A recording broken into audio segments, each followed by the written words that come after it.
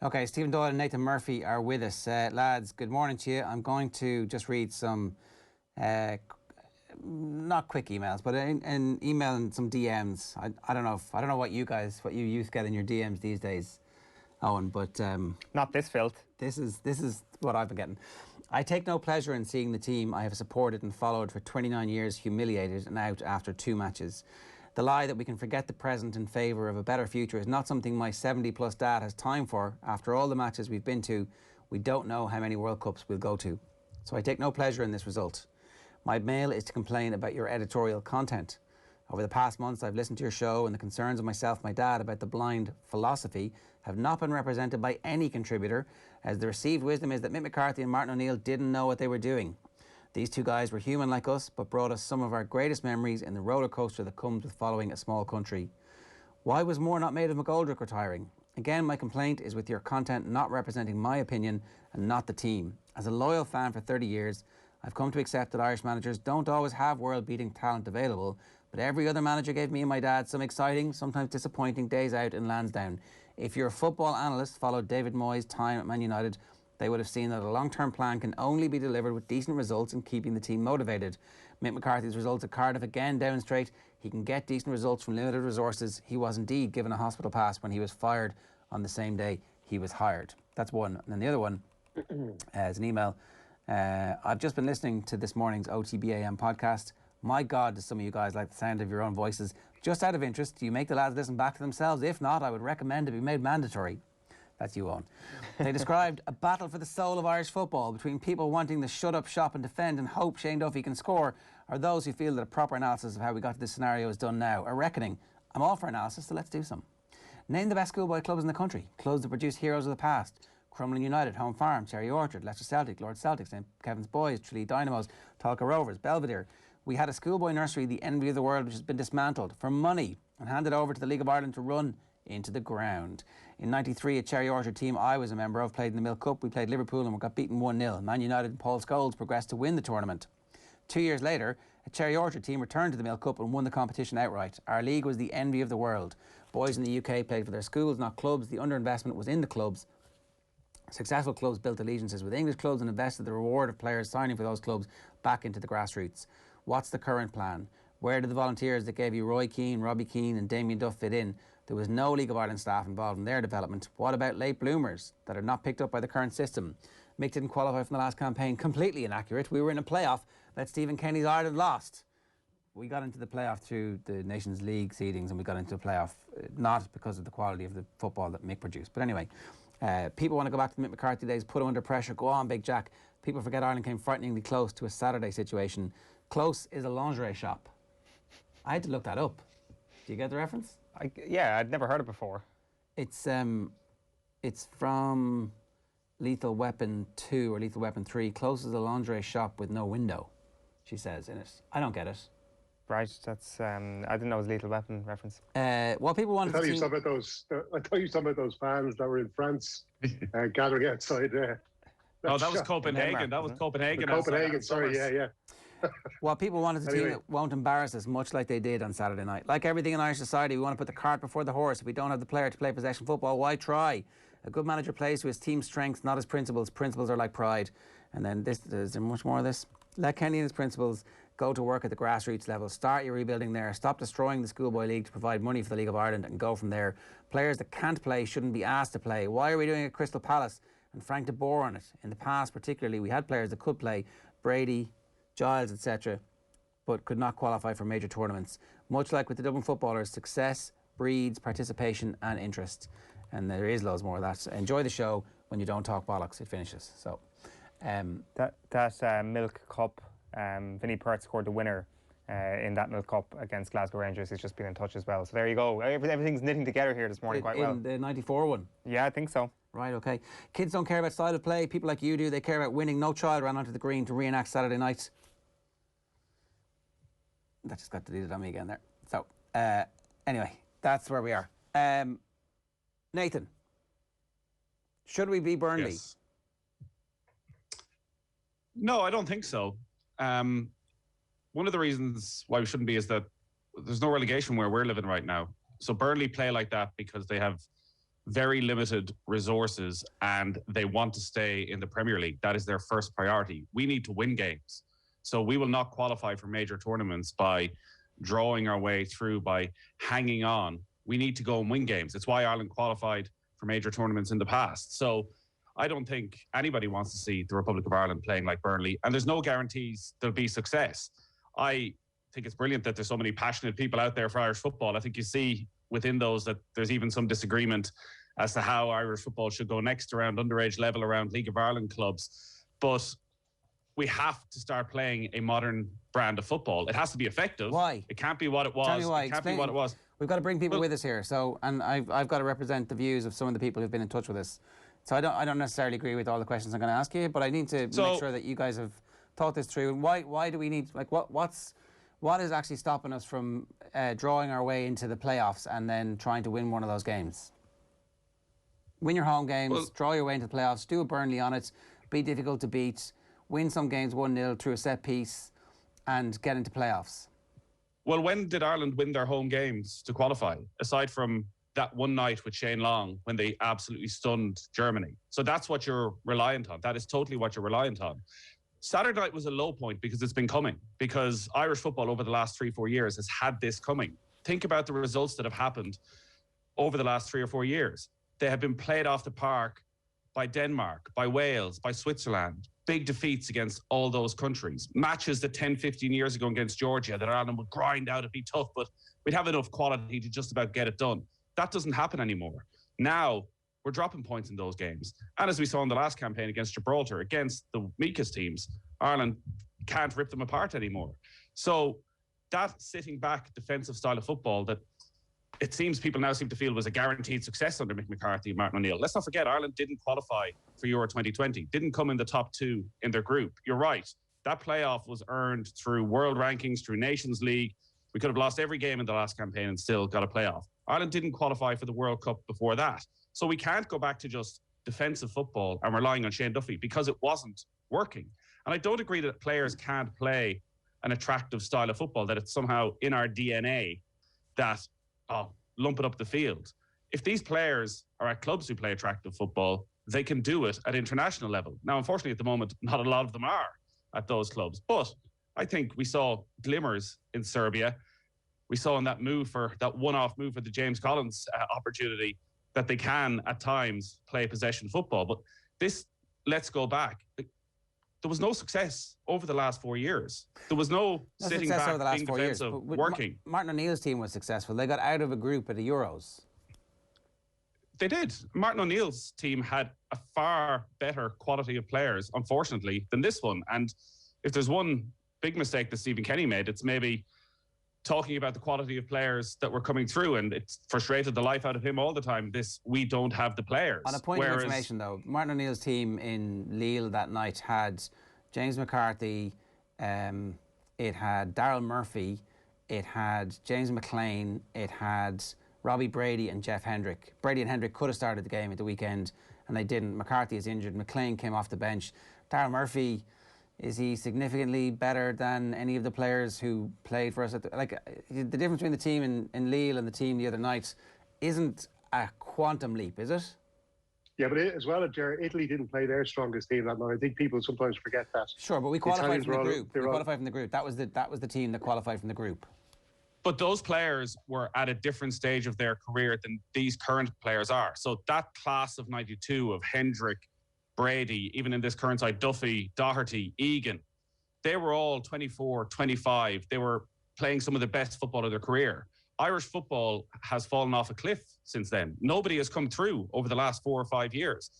Alan Brown was the only player born between 1993 and 1998 who played the last night. Now, it may not seem that startling. The only homegrown player. That's 6 seasons of underage football. That's 6 seasons of under 15 representative national teams, under 16 representative national teams, which as far as I know, Alan Brown didn't even play for. So that's 6 years of them that didn't produce a single player ready for the international setup. And they're the players right now who are between, say, 23 and 28, who should be at the peak of their career. And we don't have them. We don't have any of them. With the exception of Alan Brown, he was the only one who was out there. So there is this lost generation of players who should be at their peak right now who aren't there. Hendrick, Brady, those players are still around, but they're 29, 30, and as we head to the next few years, will be 32 by the time Euro 24 comes around. And then the next generation coming through, well, there's no guarantees. This was, while I know we'd be accused of maybe not selling the Kool-Aid when it came to Stephen Kenny, the one thing I was always wary of was how good this next generation were going to be, because unfortunately, with the way Irish football is set up, it is out of Stephen Kenny's hands. Could you sit here hand on heart now and say in 3 years' time that Jason Malumbi, Gavin Bazunu, Caoimhín Kelleher, Aaron Connolly, Troy Parrott will be playing first-team Premier League football? I don't think they can. So I think there is unquestionably, and that's why Saturday night was a low from a different set of circumstances, say, to the Cyprus defeat, which was bad management, humiliating defeat with a lot of quality players. This was a low because it felt like a new normal, as I saw quoted yesterday, that this is what Irish football is. The players to bring us to another level just aren't there. But I don't think that's the style of football. I think those players can play an attractive style of football. I don't think those players who played on Saturday night are going to be any better sitting back and being ultra defensive and hoping for the best. Stephen, what do you think about the context of the Luxembourg game in isolation? How big an underachievement was that for this group of Irish players? I watched the game back last night, and while I would be supportive of Stephen Kenny and his approach to international management, I do think he needs time. I think he made mistakes on Saturday night. I watched the match back, and I'm kind of thinking, well, even when I watched the match live, I'm kind of thinking, why is there so many gaps? Why is there so many big spaces in this Irish team?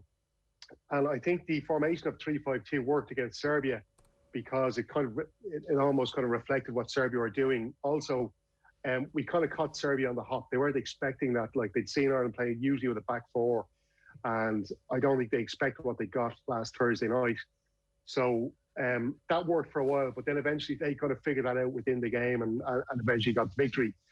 But we played a 3-5-2, and I was watching, there were so many times where Jason Knight and Josh Cullen were 30, 40, 50 yards away from our forward line.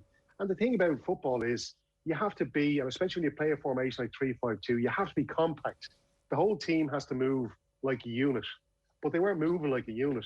Now, it's not entirely Stephen Kenny's fault either, because he has so limited, he's got limited time to work with these players in these formations and get them working right. But I do think that he should have figured out within the game that this wasn't working. And what was happening was Luxembourg didn't close us down until we got close to the halfway line or onto the halfway line. That's when the Luxembourg players closed us down. So they stayed close to each other. They stayed compact. They waited till we got to the halfway line. And then 3 times in the first 10 minutes, they took the ball. Sorry, within the first 3 minutes, 3 times they nicked the ball off us from pressing us around the halfway line and got breaks. And fortunately, Ireland were able to keep goals out. But they were conserving energy. And as well, you have to remember is that Luxembourg played Qatar in a friendly on Thursday night. They only used 5 of their starters from the friendly in the match on Saturday night. So they had a lot of fresh players, 6 fresh players going into that game. Whereas we were pressing Luxembourg, and we were using Robinson, we were using Collins and using Brown to press Luxembourg up into their own box, pressing the goalkeeper.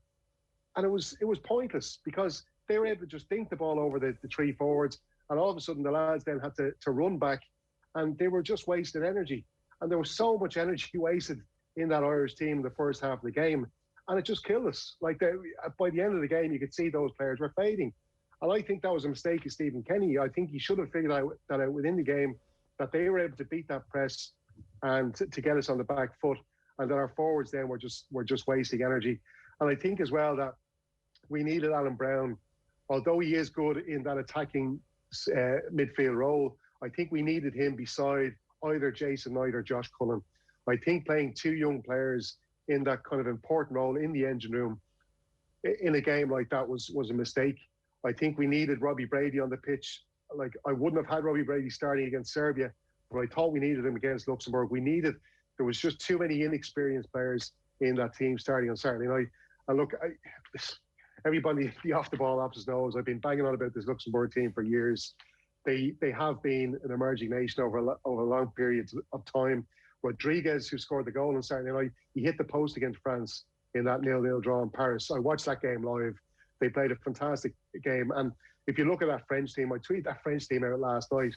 it was a bloody good French team. Mbappe, Giroud were playing, Conte was playing, they had Koscielny and Umtiti playing at centre half. A really, really good French team who went on to win the World Cup, and they drew 0-0 with Luxembourg. So we're not talking about, some sort of I know they're ranked around 98 or something like that.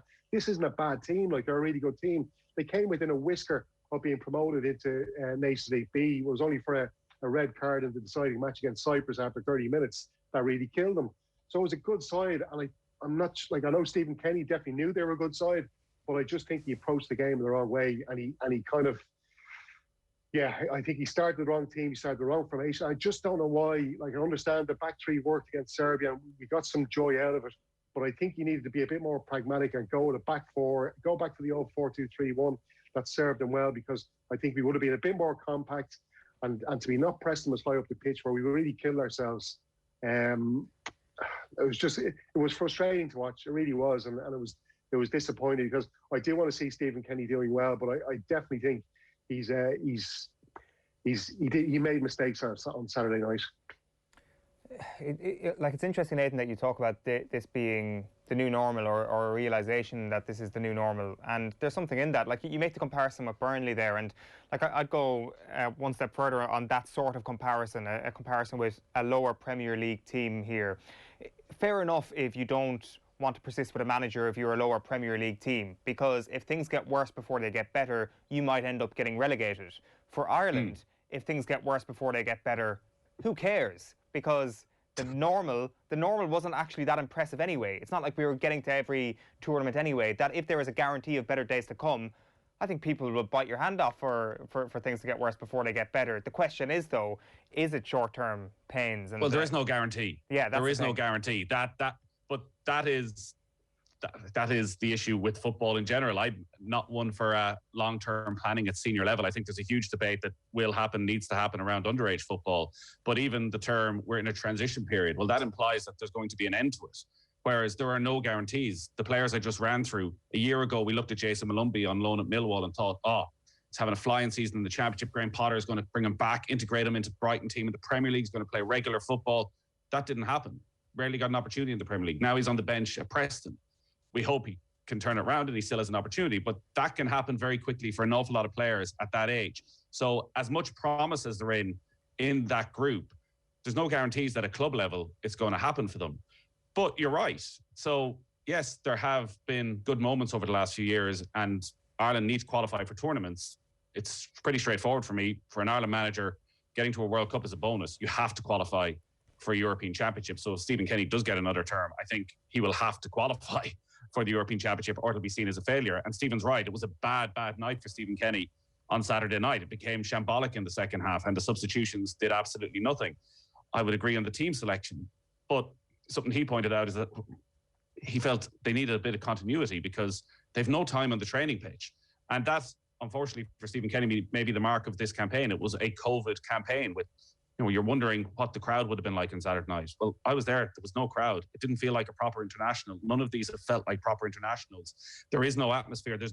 When the anthem plays, there isn't even that roar at the end where maybe the heart rate starts to rise ever so slightly. And I know you can flip that and say, well, for young players, maybe it's great that there's nobody there on their back on a night like this. But this is international football. You want your family, you want the crowd there behind you, feeling the support. So it hasn't been a normal campaign. They haven't helped themselves, and 10 games without a win and losing to Luxembourg, it's going to be a mountain to climb for any manager.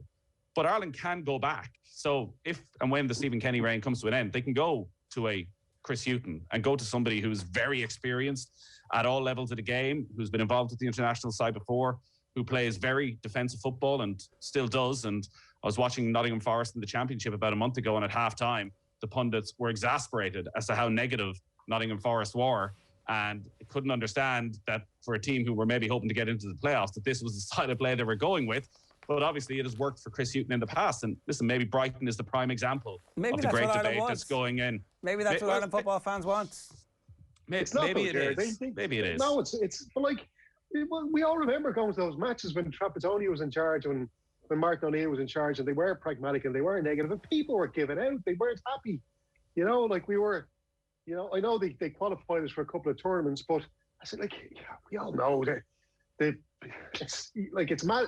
If you can't qualify for Euros, you're a really poor manager. Like the World Cup is like, we've got 57 European nations looking for 13 qualification spots at the World Cup. Like it's bananas. I wanted to go back just because I know one of our emailers mentioned there was 2 points there, Mick McCarthy and David McGoldrick. Listen, David McGoldrick, his career was nearly over a couple of seasons ago. He had to go on a trial. He had to take a trial at, what was he, 29, I think, Nathan? He had to go for a trial with Sheffield United, which he managed to get into the first team then after that trial. And then he managed to get into the Premier League. And this guy is trying to carve out a career for himself very late on. Like, he has to try and make as much money as he can in the latter years of his career. So to put that at risk by going and playing international football at his age, it's just, I can totally understand Dave McGoldrick's reason. There seems to be this thinking out there. People think that Dave McGoldrick was hacked off for what was going on with Stephen Kenny, which is just nonsense. The guy, his career was nearly over. He gets this chance at Sheffield United. He gets into the Premier League. You know, he's trying to elongate his career and make as much money as he can and to make a future for himself and his family. And that's fair enough. In regards to Mick McCarthy at Cardiff, it's brilliant. And I think it's great to see Mick McCarthy doing well again. But the thing is, Mick McCarthy is with these players week in, week out. He's with them 3, 4, 5 days a week. You know, Stephen Kenny's got these players for 2 days before each match. There's no comparison there. You know, but the argument against that, Stephen, I guess, will be that if that's the case and Stephen Kenny hasn't had time, as unfortunate as it is, that should you go with a simpler game plan? Is he expecting too much from a group of players when he has no time to get his philosophy across? And actually, lads, stick with what you did under Mick McCarthy and Martin O'Neill, and if we get a bit of time in a couple of years and the vaccine comes in, then we'll try and do what I want to do. I don't think it's going to work in the group we're in. Like we're playing against a Portugal team that have like 3 top quality players for each position. We're playing against a Serbia side who have some really, really good players. And I think even playing that pragmatic, like I do think we should have been a little bit more pragmatic against Luxembourg. I'm not saying that Stephen Kenny should be, throwing his philosophy out the window. I think he could have gone his 4-2-3-1 formation, which he has played with the under-21s and with the senior team and got results out of. I think he should have gone with that the other night. I think what happened was he went for that 3-5-2 system. It wasn't executed correctly. I think the players have to take some part of the blame on that as well. I think, Ger, sorry, Stephen, I was going to say, when you're on about listen, it feels as though because of what's happened in the last year, previous to that feels like a long time ago. Mick McCarthy's time in the World Cup campaign didn't go well. Ireland struggled past Gibraltar, couldn't score goals, and it fell apart over the last few months. Martin O'Neill had some great days and we were in Lille, and you want nights like that. But you couldn't give away a ticket for an Ireland match for the last 4 or 5 years. For a playoff, when Germany came to town, people wanted to go. You literally could not give away a ticket. We would get tickets into the office and you'd send around a mail, does anybody want to go to the match? And nobody would take them because nobody wanted to see this Irish team and the style of football that was there. The generations of Irish supporters who were in their 70s and their 60s and their 50s, who grew up watching great players and then went along with the Italian 90s success, who bought the season tickets, who went to every match for 20, 30 years, stopped going because they were like, this is not like football I watched on television. Everybody watches a lot of football, whether it's Nations League, Europa League, or every Premier League game. So they know what is equality. And this, even going back to Burnley, we've been to Turf Moor a lot. I've seen Burnley. Burnley don't play the way the Republic of Ireland do. Yeah, at times it's a bit Route 1. They've got 2 big men up front. But Jeff Hendrick used to play a lot better for Burnley than he did for the Republic of Ireland. He would get a lot more touches, keep it on the ground a lot more. So it wasn't all just Route 1. So people started watching Ireland said, actually, I don't want to spend the money on this. Well, that's getting back to let's play an evolution of let's play what Burnley do actually, as opposed to just Route 1. Like Route 1 is Wimbledon. Route 1 is what Ireland were characterised under Jack Charlton, but actually we were a bit more sophisticated because we had the midfield that could play it. So it was press forward, win the ball back, and then when we had it in their half, let's keep it but try to score. I mean, also loads of the games were terrible in the back pass rule. All that completely different time. But there is still an argument for being pragmatic, and that's the argument that I think that the emailer earlier on, I didn't give his name, Fergus Weldrick. So thanks for the email, Fergus, because it was really good. Well, it has to be effective. It has to be effective. And John Giles said that on Thursday, was the word he kept going back to. Whatever style of play you go with, it has to be effective. And one of the worst things about the Jack Charlton era is people now put him under pressure as something to almost use against them. Every great team puts teams under pressure. Liverpool and Manchester City. What's the big difference from Liverpool this year is they don't put teams under pressure. So whatever Irish team plays has to have a lot of energy when you don't have the ball. You've got to win it back in good positions. You've got to turn over. And then when you get it, you can do something different. Yeah, 100%, right? And I think that, like, that's why when there was a bit of a press, certainly in the Serbia game, you're like, oh, this is good. We like, in that first 20 minutes when the energy levels were high. And I think that if the press had been effective against Luxembourg, if the midfield had played a bit further forward, if the fullbacks had played a bit further forward, really good information from Vinnie Perth earlier on that their average position was deeper at home against Luxembourg than it was away against Serbia, which clearly shows that some level of communication is broken down. Players aren't doing what they're supposed to do, and the management haven't been able to impact that during the game. Like the king of the pragmatism, the job that is going to, the name is going to be linked with the job most over the next while because of the available candidates. I don't think people are going to link Chris Hughton with the gig while he has a job. If the FAI want a quick fix here, Stephen, it's going to be Neil Lennon. Like that's the level of candidate that we're at the moment. You want somebody who plays the system to beat Luxembourg. I would back Neil Lennon to beat Luxembourg. I'm not sure that Neil Lennon is the right man for the long term for the Republic of Ireland job. I don't know what it says to the Irish football ecosystem, but does the FAI just think, well, I need to qualify for tournaments, lads? That's where all the money comes from.